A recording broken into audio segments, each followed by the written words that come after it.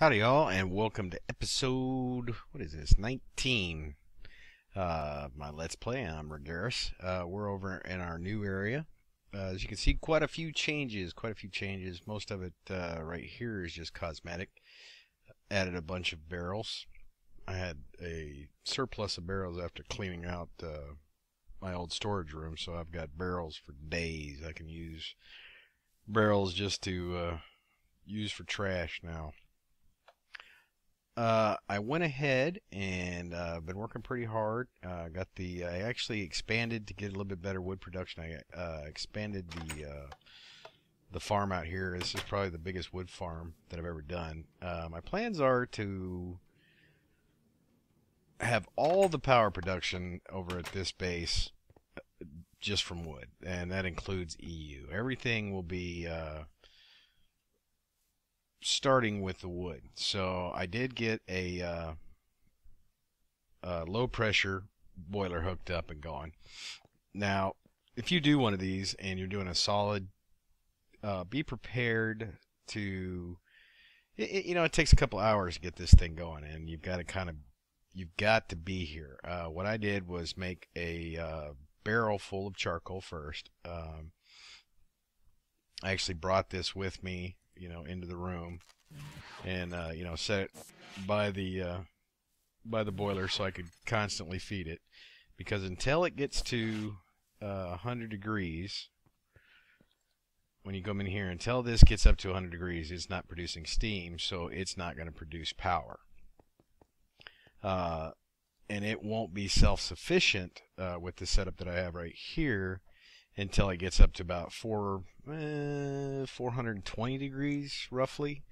When it gets about there, it'll take care of itself. So let's kind of show you real quick how this little sucker is powered and how it's working. Up there above, I have the cargo distributor, and there's a red power filter underneath, and it's pulling a stack of logs out, and it waits until there's a stack of saplings, and it just pulls the apples as soon as they come out.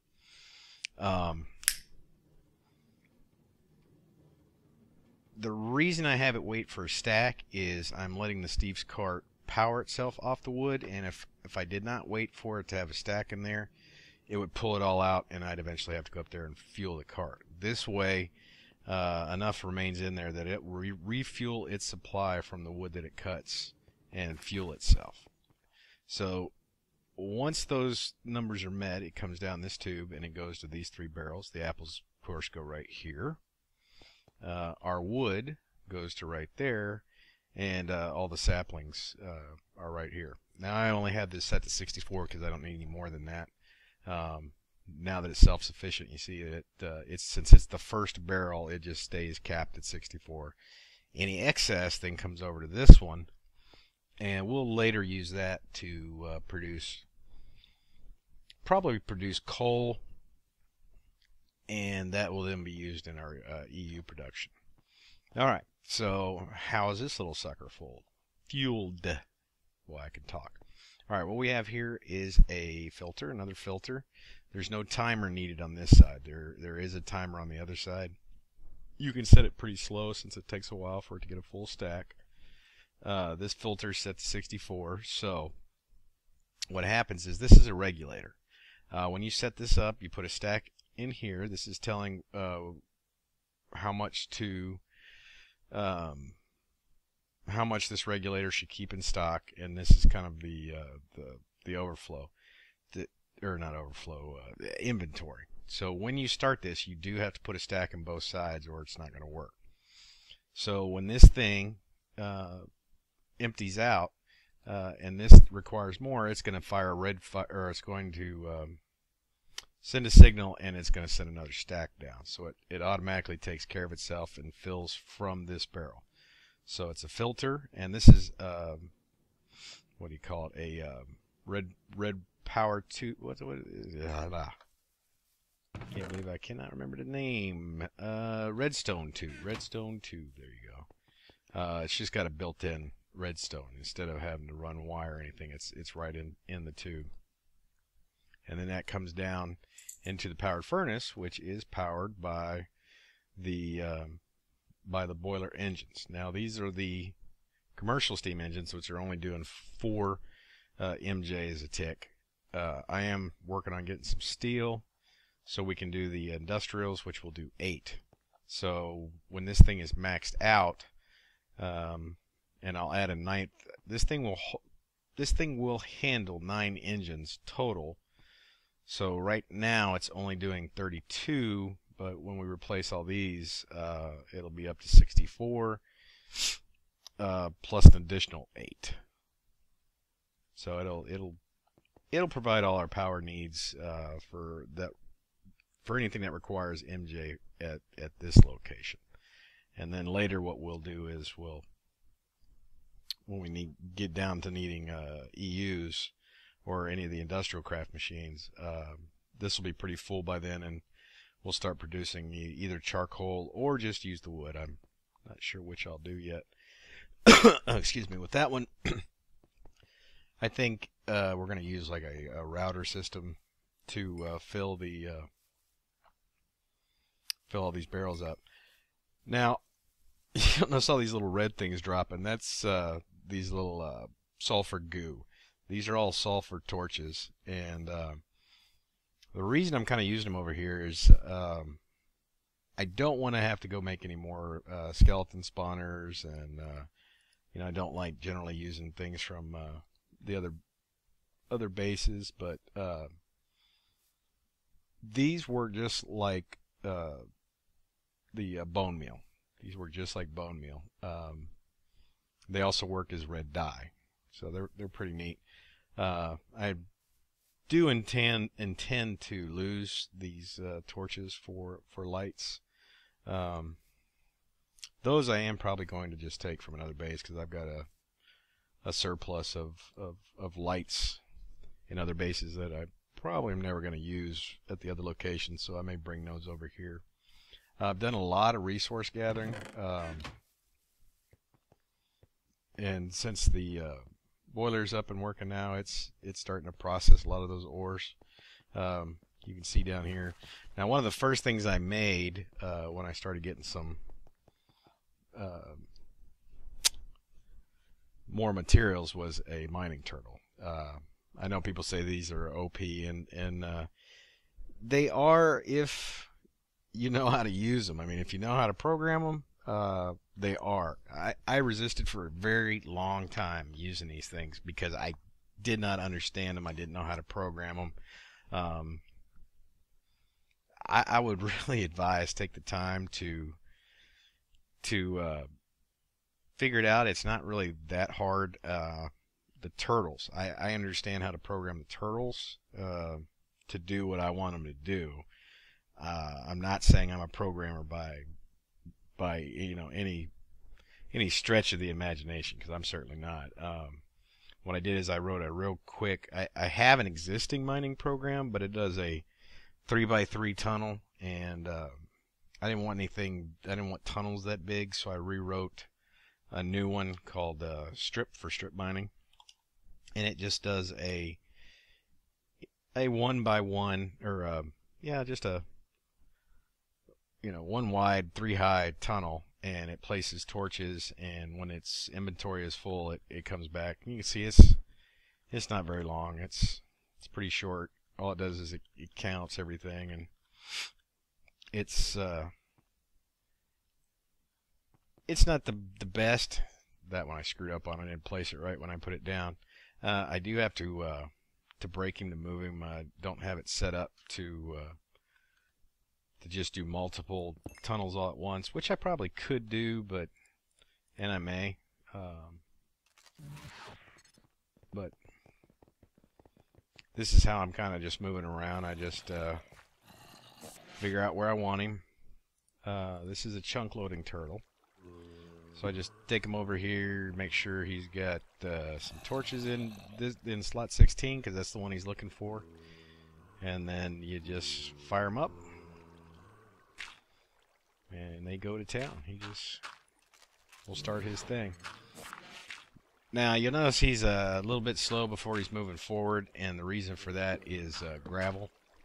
He's checking to make sure that after he digs that first hole right there that nothing else falls down. It's waiting to see if there's going to be anything there. But there's that bug like that. For some reason, that gravel did not fall until he went through. So I don't know if it's hanging on him or what that thing is. I'm gonna have to figure that out. I gotta understand why it's doing that, because that's happening quite a bit. Shouldn't be moving forward, or that gravel should fall before he moves forward. So I don't know how that's happening. I gotta figure that out. Okay, so let's go upstairs. There's something else I want to work on today. Usually at this point, you got to get some food production going. So what I'm going to make is a kind of a chicken spawner / cooker. When you kill these things, it'll cook. So we're going to get some stuff out here. Timer, transposer, deployer. Let's get some levers. Let's get some glass. Okay. So I've already kind of prepped the area that I want to use. Put it down this tunnel here. I wanted it kind of far away from the base. And so what we're going to do, get rid of this.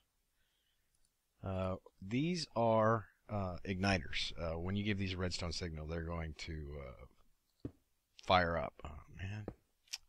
Come on. Okay, we want these this way. I don't want to have to adjust them.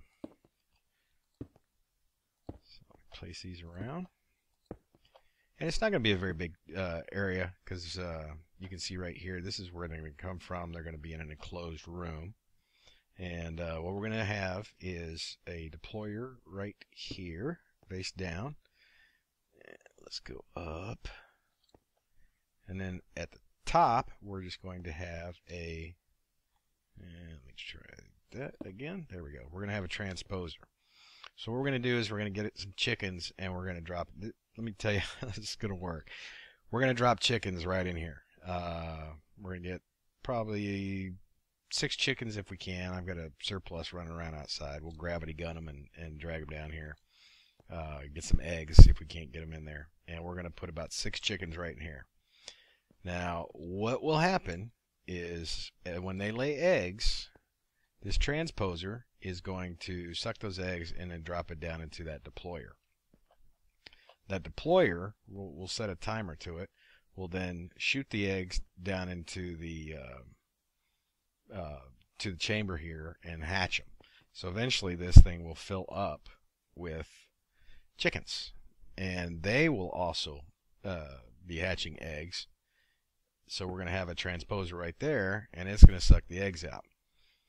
So it's going to be kind of a cycle. Eventually we'll build up so many eggs that we'll be able to remove this up here, and the eggs will just store, and then as we need more chickens, we'll just shoot them off until and then we'll just use the existing eggs. We won't have to keep those chickens up there constantly going, and that way we'll be able to shut it off when we don't need to. So I'm going to do a little wiring, and when I come back, we'll look at the, hopefully it'll be finished. So I will see you then. Okay, we're back. We've got some changes that we made when I was building the chicken farm. It's actually about a day later, because I needed to create some other stuff. So I made up enough steel, and I've got everything up now to the industrial steam engines. So we're all the way up to 8 MJ for each of these engines. So we're up to a full 64 MJ now with this boiler. I went ahead and used what diamonds, not all the diamonds, but some of the diamonds I had, and I made 6 lasers and the assembly table. Each one of these takes 2 diamonds to make, and this one takes 7, I think, to make 7 or 8 to make the assembly table. But I needed those to make gates for the chicken farm. And we'll go down there and take a look at that and go over how it works exactly. So let me run right down here, and here's the finished product. Now I did let this run for a while and save up a bunch of eggs. You can see I'm almost to a full barrel here of it's not as full as like a normal barrel since it's a 16 stack instead of a 64 stack. But the way this works, and as we did in the previous portion of this episode, what we have is a transposer, and I went out and gravity gunned a bunch of chickens and then dropped them down in there. So there's probably 6 or 7, maybe 8 chickens in there. Also tossed a couple of eggs. I'm not even sure if I ever got any. Now there's a graphic glitch where they kind of disappear down into the transposer. They're there and it works, but it's they do disappear, and that goes for the transposer that's out here also. So if we go down below, we'll see we're running all this off of one timer. This timer is hooked up with jacketed cable that runs up to the. We're getting eggs down here. The jacketed cable runs up to the deployer and the transposer, and runs those. And this is then activated by this redstone wire right here. Goes up to the lever on the outside, so I can turn that on or off if I want to. And the jacketed cable here connects to the transposer here by this red power tube. So they're all linked together. They're all on the same timer. Now the reason that I made the gates is for this little thing right here. Now that we have all these eggs, we really do not need those chickens up there anymore. That was just kind of a starter method. I let it build up to about 50 chickens. You can see right here, I already cooked them once. I just let them keep popping them out until this was chock full, and then I went ahead and cooked them. So this now is set up with iron gates. Okay, the gate over here, if I can get to it, is if there's a space in the inventory, it sends out a red wire signal. Okay, the red wire runs all along here. Excuse me, just had some Mexican short ribs, really good. Wife cooked them. The red wire comes down here, and it goes over to the iron autarkic gate that's attached at the bottom of the barrel. Now this one is set up that it's an iron AND gate, so it says if it gets a red pipe signal and it has a redstone signal, then it'll give an energy pulse. That way it's not just doing it all the time. I have full control of turning this on and off. What I'll end up doing is killing those chickens that are down in that pit there, and we'll just rely on this for now on. So all we have to do to cook what we've got in there currently is just come over and press this button, and it toasts all of our chickens. They'll die, and the transposer will suck everything up. And is it on right now? Yes, it is on. Should suck everything up and bring it over here. Why am I not getting anything over here?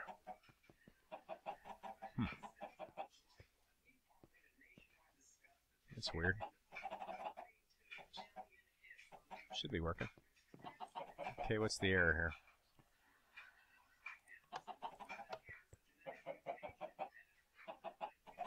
Okay. Huh. That's odd. Why is it not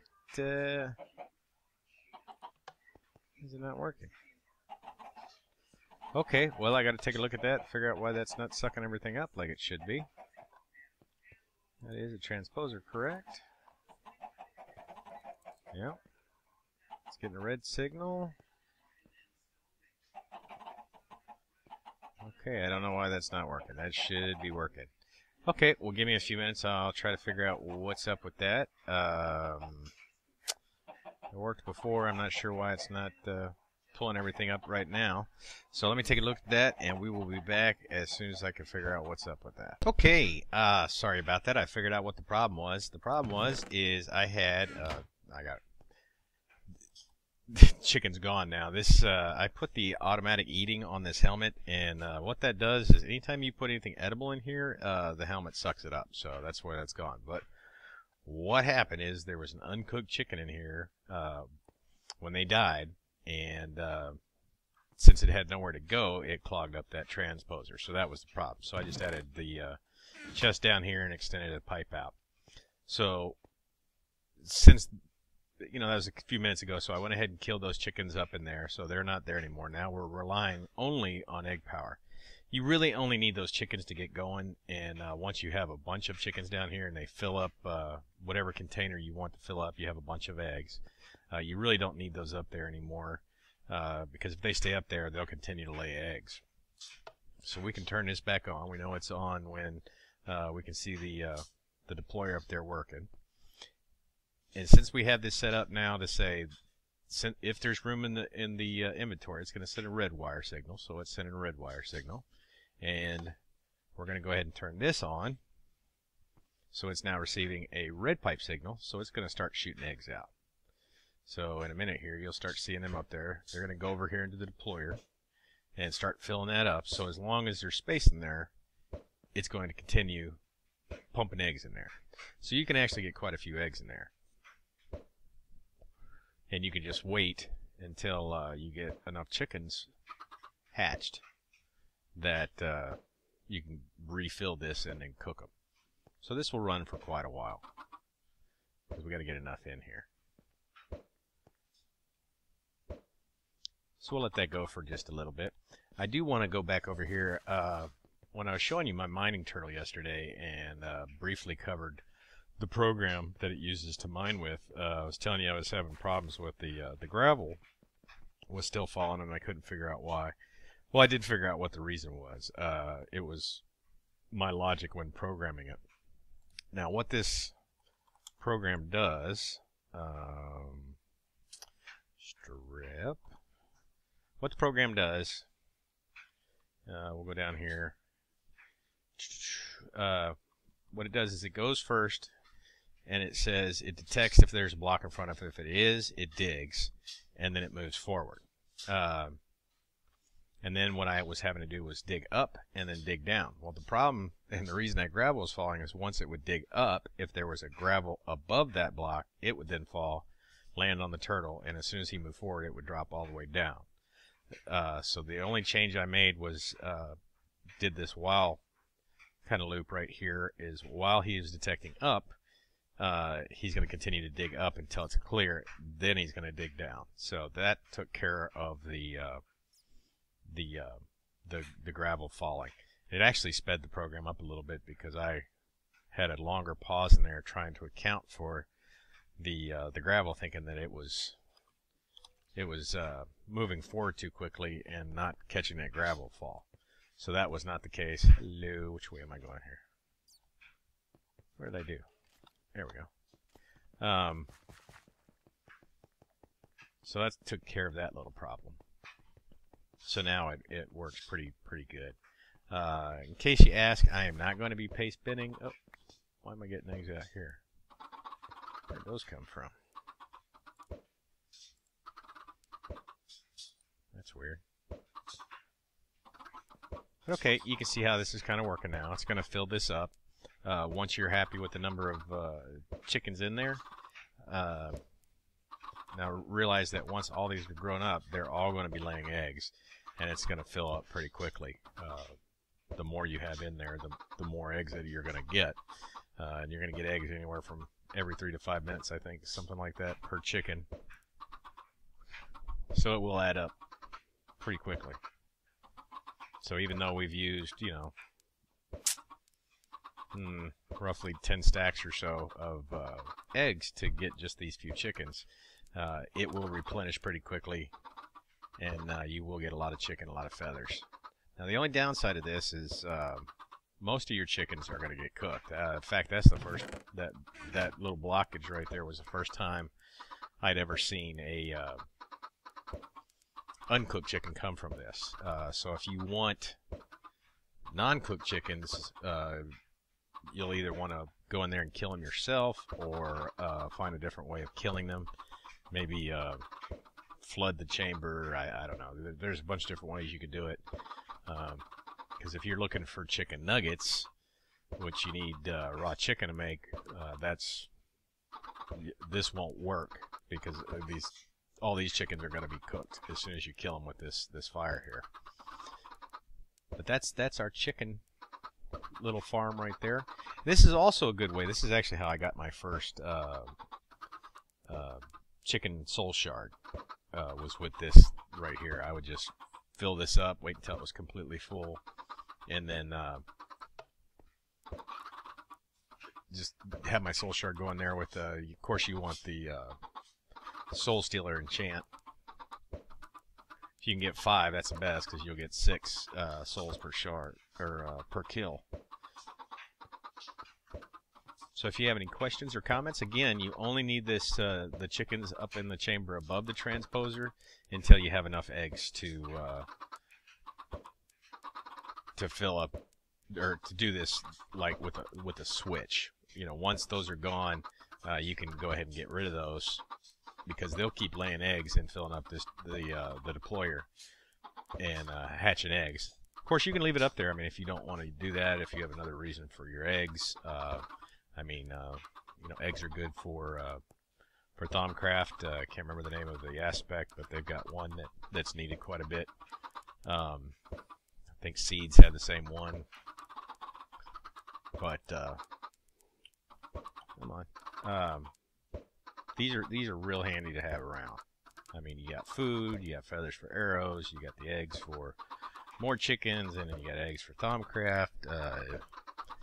This is an easy way to get your chicken soul shard if you want one, which are also really handy.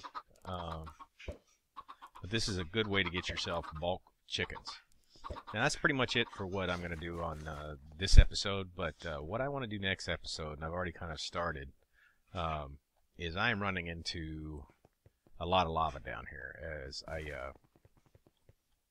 send the turtle out and about. I just ran into this big ravine, lava all up and down there, and I've got another pretty sizable pool that I've been running into for a while. It actually extends quite a bit that way, and from what I can tell, quite a bit that way. So I've gone ahead and set up a pump and used what few ender eyes that I've come up with to make a couple liquid tesseracts. And I don't have enough to make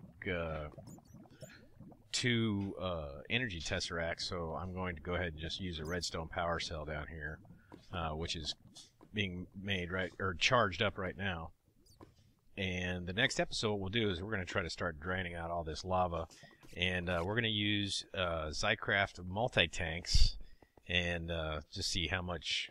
We'll probably make a really good sized lava tank. It never hurts to have a big tank of lava around. Now you can use it for all kinds of things. You know, making obsidian. You can use it to power magmatic or geothermal generators, so it won't hurt. So that's definitely something that we're going to work on, is getting all that lava out of my mine area, because more than likely I'm missing a lot of ore underneath all that lava, and I can't go down a level until I get rid of it. So that will be next episode. And I want to appreciate everybody that's come by from Lady, is it Lady Vex's channel? I had gone over there and watched a few of her videos and saw that you know, she was struggling a little bit with power. And I had done a video earlier, if you remember, on some of the power options. So I just kind of did a video response to her, and that generated a little traffic from some of her folks that came over and took a look. And I certainly do appreciate that. And if you haven't checked her channel out, you'll find her on YouTube. I think it's Lady Vex Vox. Not positive on the spelling of that. I found her on the FTB forums. If you go to the YouTuber section there on the FTB forums, if I go through all my subscribed channels, and I generally go there and look around for some new YouTubers that I haven't seen, and she was one of them. She's got a nice style. I enjoyed that. So until next time, I appreciate everybody coming by. We'll get doing the pumping that lava into a tank. Just got to find a good area to dig that tank out. The good thing is I don't need any special materials to make a tank. I really only need to make a valve. So next time, on the next episode, we'll get going on that, and we will get us some lava. I do appreciate y'all coming by. Don't forget to give me a like. It helps me out. So until next time, I'm going to see y'all later.